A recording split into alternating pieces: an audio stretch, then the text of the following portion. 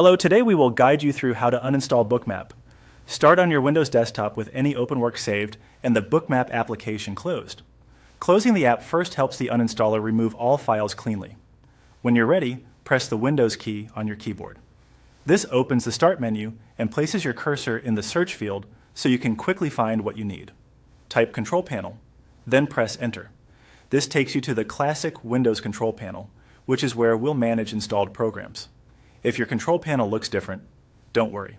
You can change the view by setting in the top right to Category, Large Icons, or Small Icons. No matter which view you're using, look for the section related to programs. Click. Uninstall a program. This opens the Programs and Features window listing all applications currently installed on your computer. Here you'll see software organized in a table with columns like Name, Publisher, and Installed On. If the list is long, you can make it easier to scan by clicking the name column header to sort alphabetically. On some systems, there's a search box in the top right. Typing part of the app's name there can quickly filter the list. Now look for Bookmap. Take a moment to ensure you're selecting the correct entry, especially if you have multiple trading or charting tools installed with similar names. Once you've located it, right-click the Bookmap entry. A small menu will appear with available actions. Choose Uninstall. Windows may display a security prompt asking for permission to make changes. Select Yes to proceed.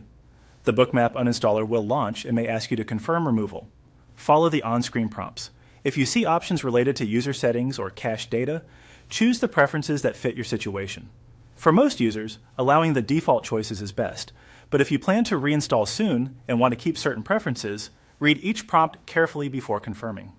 The uninstallation process may take a minute or two. During this time, avoid opening Bookmap or related tools. When it completes, you'll typically see a confirmation message, and the Bookmap entry should disappear from the Programs and Features list automatically.